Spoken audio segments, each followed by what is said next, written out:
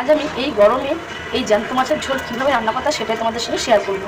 নুন হলুদ মাখা হয়ে গেছে, এবার আমি ভেজে নেবো। দিয়েছি আর তেলটা গরমও হয়ে গেছে, এবার আমি মাছগুলো ছেড়ে দেবো। মাছগুলো ভালো করে ভেজে নামিয়ে নেবো। ধনে ফোড়ন দিয়ে কাঁচকলা আলু ডাঁটা আমি দিয়ে দিলাম, আর ডাঁটার সাথে কাঁচকলাটা আলুটা বেশ ভালো করে ভাজা ভাজা হয়ে গেছে। এখানে টমেটো পেস্ট নিয়েছি, হলুদ গুঁড়ো নিয়েছি, ধনে গুঁড়ো নিয়েছি, জিরে গুঁড়ো নিয়েছি। এটাকে কিন্তু আমি এই পেস্ট করে একটু জল দিয়ে গুলে দিয়ে দেবো। বেশ ভাজা ভাজা হয়ে গেছে আলুটা, আর তেলের সাথে সবজিটাও ভাজা ভাজা হয়ে গেছে। এবার আমি মশলাটা দিয়ে দেবো। মশলার সাথেও ভালো করে একটু কষিয়ে নেবো। মশলার সাথে সবজিটা ভালো রকম কষানো হয়ে গেছে আর তেলও উঠে গেছে। এবার আমি জল দিয়ে দেবো পরিমাণ মতো। ঝোলটার ব্লক ফুটে আসা পর্যন্ত অপেক্ষা করব। ঝোলটার ব্লক ফুটে গেছে, এবার ভেজে রাখা মাছগুলো দিয়ে দেবো। ভালো লাগলে বন্ধুরা তোমরা লাইক শেয়ার কমেন্ট করে দিও, আর প্লিজ সাবস্ক্রাইব করে দিও। আর কে কোথা থেকে আমার এই ভিডিওটা তোমরা দেখছো অবশ্যই কমেন্ট করে জানিও, তবেই তো তোমাদেরকে ধন্যবাদ দিতে পারবো।